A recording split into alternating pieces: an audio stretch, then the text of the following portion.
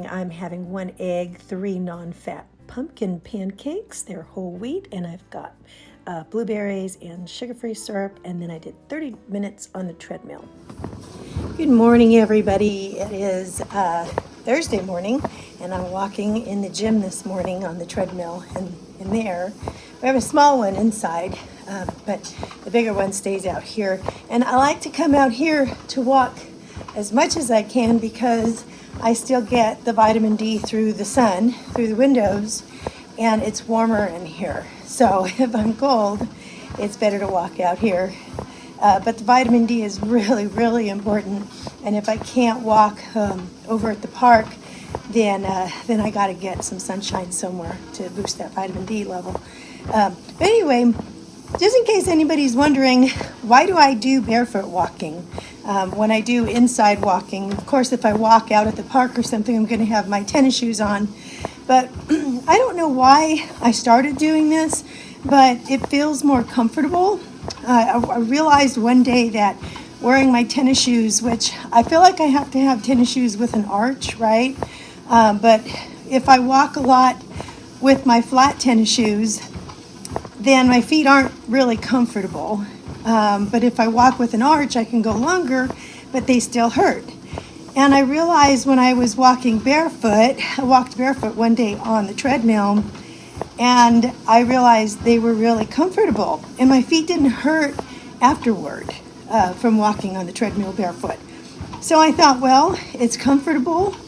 I'll do it again. And so I realized that, if I walk a long time with my tennis shoes on, my feet get really fatigued, and then they hurt, and, they swell. And if I do this barefoot, I don't seem to really have that effect. It's really comfortable for me. And I can go longer, and I don't have that after fatigue feeling, and I just don't seem to encounter the swelling afterward. I don't know. That's why I switched. Now I hear that, I guess, walking barefoot would not be good for someone who has plantar fasciitis. I've read both sides on that issue, but it seems like overwhelmingly that they're saying, that is not good. And some people think it's not good to walk barefoot because it will collapse your foot, so that's what some people think. But there's all kinds of information out there.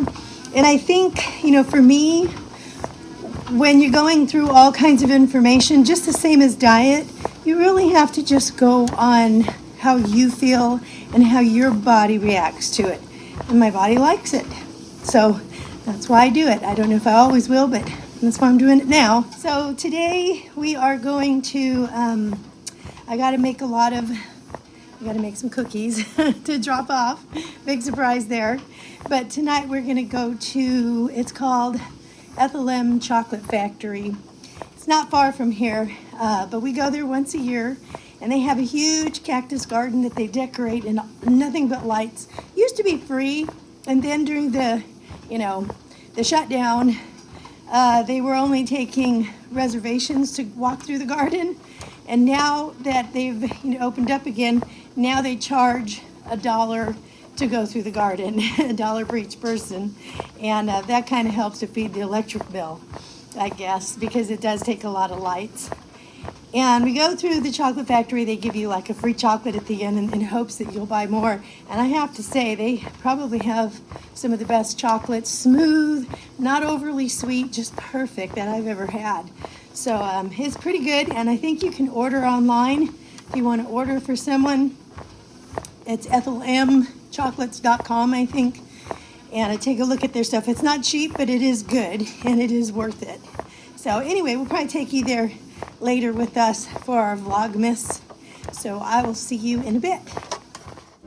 Okay, so I hid the elf in the chip bags today, and then at lunch I had a lower fat meatloaf and real potatoes with just a little gravy, some peaches and some peas, and then Honey made me a latte while I was slaving away at the cookies.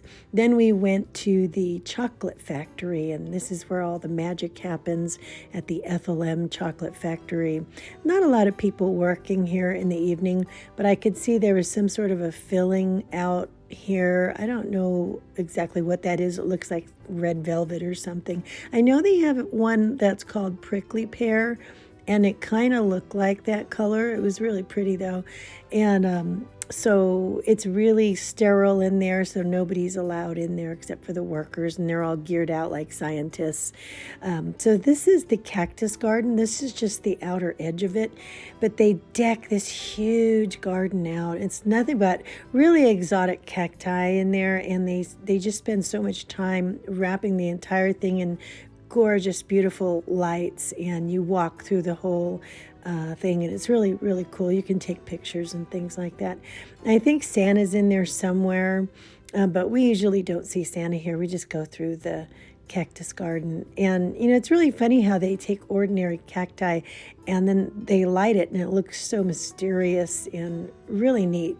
You could see all these different shapes, and it's just really pretty to look at. But anyway, it was a really nice night. We did do a doorbell ding dash, or whatever we're calling it, where we, drop off cookies and then run. And it was a friend that we've been delivering to for over 15 years. And it's the only time we really see him we didn't see him tonight, is that he just knows he gets them once a year, but he knows they're from us, and we leave a card there. So it was really fun. Now the kids still needed to eat after this, and so we took them to a, what's that buffet? Golden Corral buffet, which I got a plate, but I just kind of picked at it because honestly I really wasn't hungry, and I got a little salad, but the kids ate well. All right, that's it for this Vlogmas. I hope you had a wonderful day today, and we will see you tomorrow for another Vlogmas.